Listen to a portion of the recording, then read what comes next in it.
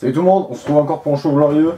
Oh Alex, tu fais pas de montage, t'es chiant. Ouais, je sais, merci. Ça me fait plaisir, en tout cas, que vous soyez là pour m'insulter. Je trouve ça cool. Merci. Je m'invente concrètement une vie, parce que dans la dernière vidéo j'ai eu peanuts commentaires, donc on se prend pas la tête avec ça, on va tout de suite passer au show qui a commencé par les choquants cheveux de Mick Foley. Ben non, puisqu'il n'était plus là. Voilà, donc c'était un peu le moment of the year, j'ai envie de dire. Hein. Enfin, moment of the mois. Enfin, non, ça ne veut absolument rien dire. Voilà, bon, on a donc perdu les cheveux de Mick Foley en chemin, une grosse déception, vraiment ce que j'attendais le plus en 2017. Voilà, maintenant on les perd, donc honnêtement, l'année commence mal. J'ai envie de vous dire, au niveau catch, c'est un peu une déception, je vous l'avoue. Sinon, on va commencer par le premier match qui était donc le match handicap pour le titre US, Holland Nowhere, le match handicap donc entre Chris Jericho et Kevin Owens. Du coup, c'était un moment inutile. Hein. Donc, d'abord, on a eu un segment de blabla pour nous préparer le match, et après, on a eu le match qui est, du coup, ne s'est pas fini avec l'intervention de Braun et de Rollins. Du coup, pas de match reporté à la fin du show. Plus, on nous annonce du coup Braun contre Rollins. Gain de temps dans le sens où c'est ce qu'ils ont fait pour gagner du temps, perte de temps dans le sens où ça sert à rien. Concrètement, je peux le dire. Donc voilà, donc ensuite on a, donc du coup le point n'est bien sûr pas accordé et on est à 0 sur 1. Waouh, c'est beau. Ensuite, on a eu Braun Strowman contre Seth Rollins du coup. Merci Rollins hein, qui aura fait l'intégralité du match. Il y a eu, je crois, il y a eu 2 spots dans le match à tous les coups. Si un frog splash, t'appelles ça un spot. C'est tout ce qu'il y a eu dans le match. Le reste inintéressant, voilà. S'il n'y avait pas, c'était pareil. Donc 0 sur 2, on est pas mal. On vide, vraiment vide. Et ensuite on a eu Jack Gallagher contre Drew Gulak. Alors Jack Gallagher merci, hein, parce que heureusement qu'il est là, celui-là, parce que voilà, il nous offre un match perfect, puisque Drew Gulak c'est un catcheur que j'aime beaucoup, mais il est invisible dans le match. Mais en même temps il était venu jobber hein, contre Gallagher concrètement, mais en même temps voilà, Gallagher c'est un très bon catcheur. Il nous a fait un très bon match. Chapeau l'artiste, comme j'ai écrit dans mes notes. 1 sur 3, pas trop tôt, merci Division Cruiserweight, même si la Division Cruiserweight, attention, ça va pas durer. Hein.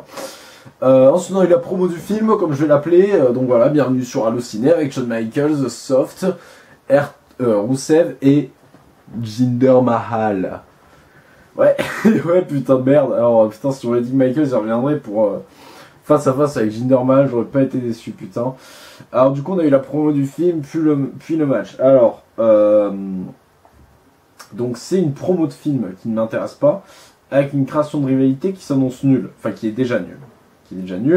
Donc c'était long pour rien, parce que c'était très long. Le match il est vide, il n'y a absolument rien d'étonnant. Donc voilà, en même temps tu me vends un match Jinder, donc parce que vous expliquer au cas où vous ne l'aurez pas vu. Donc segment Michaels, intervention de Rusev, Mahal et Lana, puis intervention de Soft, puis match entre Big Cass et Jinder Mahal.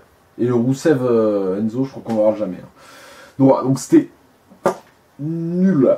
Voilà, hein, donc on va 1 sur 4. Pas mal, ça valait le coup le retour de Michael. En plus, ceux qui disaient qu'il allait être Rumble pour affronter Styles, bordel de merde. On enchaîne Neville contre Lince Dorado. Alors, faudra expliquer à la VE que il n'est pas égal nul, surtout dans la division Cruiserweight, c'est pas une bonne idée. Parce que là, Neville, il a concrètement rien fait de spécial. Hein, voilà, il n'y a aucun moment où je me suis dit waouh, c'est la division Cruiserweight. Là, il y a juste des moments où je me suis dit bof, est-ce que je zappe? Voilà, c'est tout ce qui s'est passé.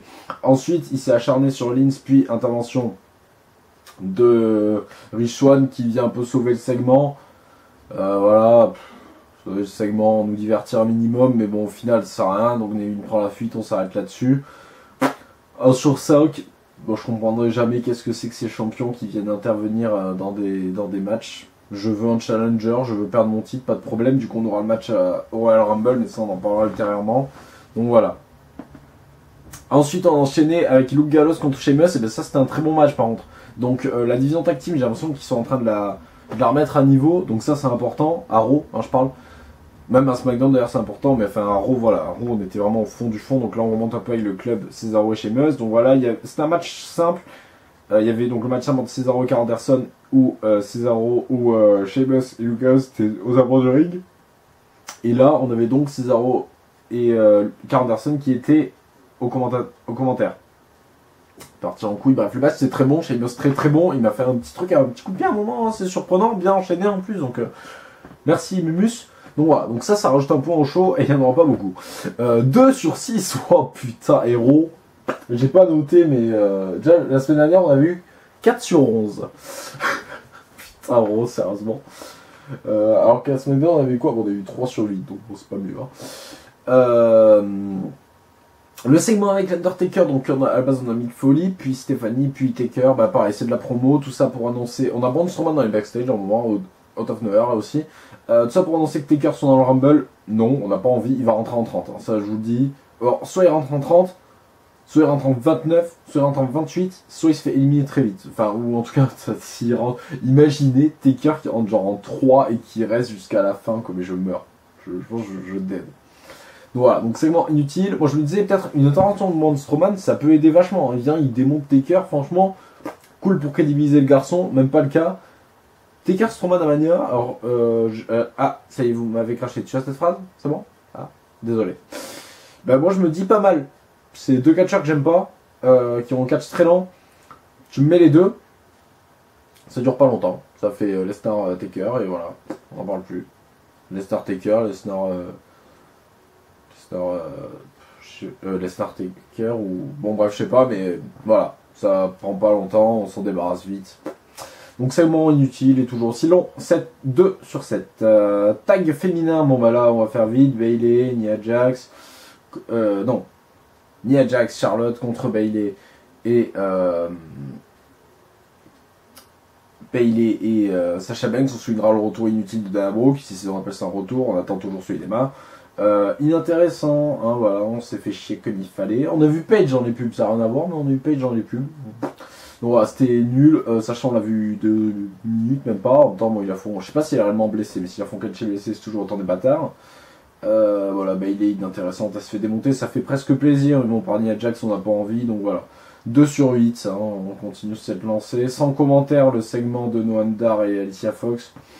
New Day, donc encore un segment de New Day. Alors bon, voilà, alors voilà, maintenant New Day ils sont plus champions, ils sont mis quart d'heure, donc moi je pardonne ce genre de segment plus que la semaine dernière. Voilà, on revient un peu sur ce qui s'était passé au NXT de merde de l'époque. Puis là, on reprend, on humilie encore Titus O'Neil, qui est un catcheur que j'apprécie, pas que j'apprécie beaucoup, mais que j'apprécie quand même, qui est assez regardable. Là, il n'est pas intéressant, concrètement, je suis désolé.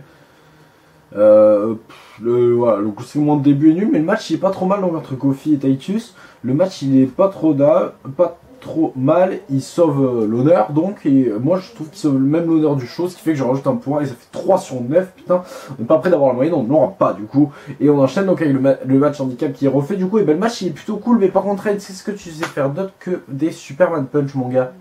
Parce que moi, c'est tout ce que j'ai vu de ce match. Il ne sait pas vendre les coups, c'est-à-dire que le mec, on lui prend ça, il fait ah oh, man, voilà, dans le même timing que moi. Donc c'est assez gênant, assez nul. Je suis désolé, mais faire ça, ce que je viens de faire là, c'est quand même pas trop compliqué, plutôt que de faire. C'est dingue quand même. C'est ouf, c'est ouf. Et vous n'allez pas me contredire si vous êtes aveugle, c'est pas possible. Donc, alors le match, bon, il est plutôt pas mal, mais il est pas fou non plus, à la hauteur du Reigns le Reigns de Reigns, voilà. On pourra souligner qu'il a vraiment été dégueulasse, mais que le titre de Jericho aura été gagné de manière dégueulasse aussi. Enfin, on va mal commencer en tout cas, mais celui de Reigns, vraiment le Reigns de Reigns, il n'y a pas à chier, il est pourri. Voilà, j'ai rien d'autre à vous dire. Je pense que je peux vous dire à plus. On se retrouve pour SmackDown. Je vous fais des bisous. SmackDown, 205 Live, NXT, blablabla. Bisous, à bien tard. Je m'en vais.